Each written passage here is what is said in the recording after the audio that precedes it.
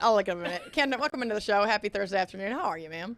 No, I'm great. Excited to be here. Thank y'all for having me. Yeah, we appreciate your time. I know it's a busy time for everybody, not only in the SEC, but in all of college football. Mississippi State, of course, fell short to Tennessee in a game that certainly could have gone either direction, goes into overtime, one of those where you wish you had it back if you were Jeff Lebby. But regardless, where Mississippi State is right now, going into week 6 of the season, is in a place where I'm not sure a lot of people outside of that locker room believed they would be. Camden, what do you feel like the outlook for this team is right now here entering week 6 of the year? I think it's a 180 when you're going from last season to this No season question. now. I think fans are more excited. I mean, going to the games this season compared to last season, fans are out at the game. There was not an empty seat in the house. People were standing on the side of the road begging for tickets. That did not happen once last year. Nobody was begging for tickets to see Mississippi State. But this year, people are fighting for tickets. Ticket sales are up. And people want to be at Mississippi State games, and I think that speaks a lot of confidence into the team that Coach Lebby has been able to build this year. Yeah, going into this matchup against a Texas A&M team right now that, of course, beat Auburn. They're ranked in the top 10. There's a lot of things that are going well for Texas A&M, although I do think that some people still want kind of some prove it from the Aggie program. Going to College Station is always a tough place to do. What are you hearing from the Bulldogs, from players and from coaches as they gear up for this game on Saturday night? I mean, I think Mississippi State feels like they have something to prove. They're still trying to fight to be able to prove that, they're not the same team from last year. They've had, 2 really good games with Tennessee and Arizona State, but the other teams they play just, I don't feel like we're the caliber that we need to see that they're going to be valuable in the SEC program. So I think this game can kind of show fans, we're back. We're not the same team as we were last year. If they can pull off that win, it can be a redemption game for fans who saw that heartbreaking loss in overtime for Tennessee, because at one point you thought Mississippi State's got it. Mississippi State is going to beat Tennessee, and this is going to be groundbreaking. Absolutely. Going into the season, all the hype about quarterbacks was all about Arch Manning and Garrett Nussmeier and even guys like Lenora Sellers. But Blake Shapen has kind of quietly been a really steady, solid leader for this team. Now his second year in the program, what has Jeff Lebby seen in his growth and some of the ways that he can continue to help this team make strides forward? Yeah, no, Shapen's definitely a leader on that program. Everybody kind of looks to him. He's kind of the glue, I think, that holds Mississippi State together this year. I think a lot of credit goes to him, but also those wide receivers. I mean, his wide receivers are fast, and they are people that Shapen heavily relies on. I think if Shapen can just throw that ball a little bit faster, because all we saw at Tennessee was him constantly getting sacked, that he wasn't throwing the ball fast enough, and that can lead to another re-entry. So I think that's something that we've got to see out of Shapen moving forward, and he knows that. He talked about that in press conferences, that he's got to move the ball faster. He's just taking too long to make a decision. I want to ask Camden, Fluff Bothwell is a name that we're very, very familiar with here in the Mobile area. Of course, he was recruited to South Alabama, did some big things. You couldn't miss him there in the backfield for the Jags. And when he eventually decided to transfer, I don't think it came to a shock to a lot of folks because, well, and we knew what his numbers were in high school. There was one game that he had ridiculous numbers. What was that? Like 6 or 7 touchdowns. It was like, I feel like it was even more than like 12 touchdowns or something. I'll look that up in a second. But how much has he just really become a dynamic guy in the backfield for Mississippi State? I mean, he's posted, I think, 405 rushing yards already, 6 touchdowns. I mean, I don't care who you're playing against. That's hard to do in Division I college football. And this is a guy who just showed up 4 minutes ago. How do you feel about what he's been able to contribute to this offense?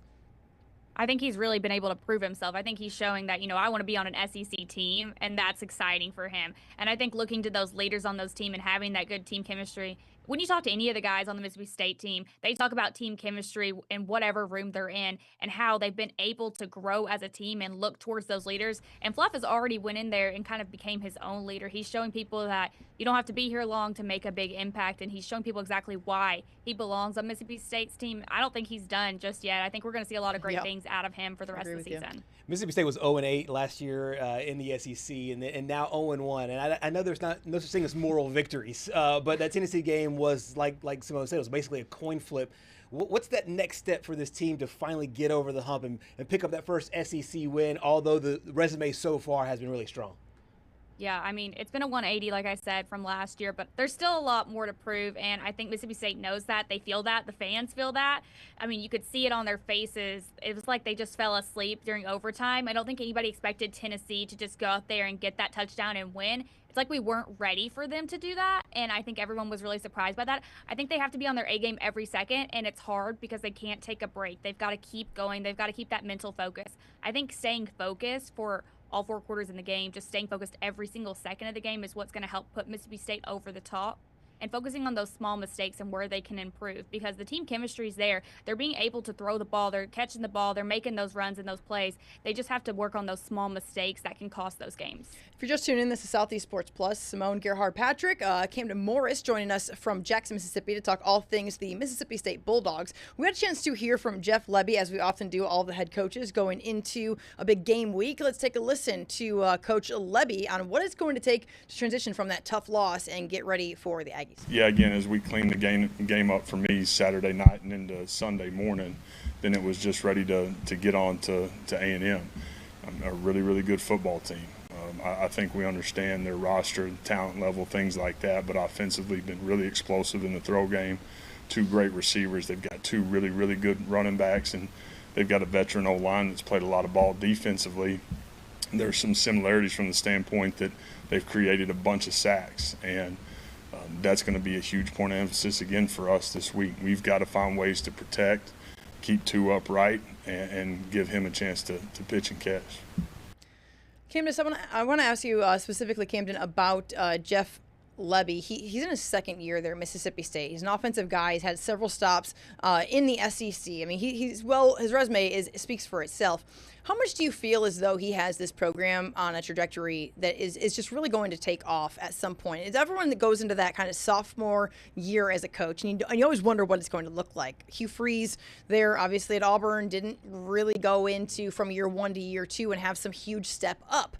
And now we've seen in year 3, okay, there are some glaring concerns.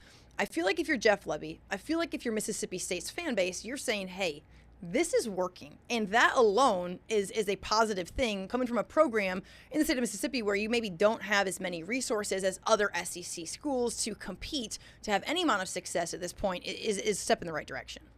It's absolutely a step in the right direction. I think Coach Lebby has shown that he's ready to take over this program, and he has tools to implement success. I mean, like you said, the resume speaks for itself. But last year, we didn't see what that resume was for. It really didn't show on the field, unfortunately. But this year, it's showing. So I think it's going to be really interesting to see if he can keep that momentum going. But also going into year 3, I think that's going to be really interesting to see how he does, especially without Shapen as quarterback. Because if you know Jeff Lebby, you know he is team Shapen. He was not going to put another quarterback on the field to start. He wants Shapen on there. They have a really good bond, really good chemistry, and they just have a great working relationship. So I think that Lebby really wanted Shapen on the field. So I think that was important to him, and you can see their team camaraderie and just the chemistry from them. So I think it's going to be interesting to see what Jeff Lebby does moving forward in his career as well. One of the big things that every rivalry does, it kind of highlights where you are as compared to where your neighbors are. Auburn does this with Alabama, South Carolina, and Clemson, Texas and Oklahoma. As Mississippi State fans watch Ole Miss and watch Lane Kiffin and watch what they're doing, do you sense that there's any kind of comparison to where Kiffin was in year 2 and building to that trajectory? Or is it, hey, let's just stay in our own lane? We know Coach Lebby, obviously had a rough year last year, building this year. What's that dynamic like as you look across the border and see your boys there in Oxford having, a top 5 team? I think ultimately people have a lot more faith in Ole Miss, and I get why they would. They have a lot more faith on the football field. They have a little bit more faith in Lane Kiffin. I think Jeff Lebby has more so of something to prove this year. It's like you've got to have a comeback year from last year. Lane Kiffin had a pretty successful season last year. He has a great start so far. So I think people have more faith. They expect Ole Miss to win. Mississippi State, it's still up in the air. We're starting to see some of those comeback moments, and we're seeing those expectations rise as fans get more excited for these matchups. But he still has stuff to prove, and as Kiffin, I would say, has already kind of made his mark in Mississippi. Mississippi State will play at Texas A&M. Then they're going to have the bye. When they come back from the bye, they'll go to Gainesville to play a Florida team that's on life alert, life supports, life whatever you want to call it. The button they got to push because they're about to fall, and have a problem. And then they're going to be home against Texas. There's, the SEC, there's never really good, gimme, easy games. And it's Arkansas, Georgia. I mean, you sit here and you go, okay, well, this should be, but is it? There's no should be, could be, anything when it comes to wins and losses in the SEC. How big of an opportunity is this for Mississippi State to go on the road before going into the bye. It always feels better to go have a little bit of a break after a win than it is after a loss. How much will this just help the trajectory of this program as they kind of shift into the second half of the year, which, by the way, I can't believe I'm saying the second half of the year. How has this already gone by so fast? This is crazy. No, absolutely. I think this can be a great way for Mississippi State to mentally reset and to just take their time and focus on those small details. But I think ultimately we're going to have to see, because the games that you think should be easy, you think that they're not going to win. Even the games you didn't expect them to win. I don't think many people expected Mississippi State to play a game like they did against Tennessee. You never know what's going to happen in SEC play, and there's just a lot to prove for these teams. But they're not going up against easy teams anymore. Like, there's no more easy teams on the list. So they've got to really step it up. No doubt about it. Camden Morris, appreciate your time, ma'am, joining us from Jackson, Mississippi, our affiliate there, WJTV. Thanks so much, lady, and we will certainly keep up with you over the next couple of weeks as the SEC slate rolls on. Thank you.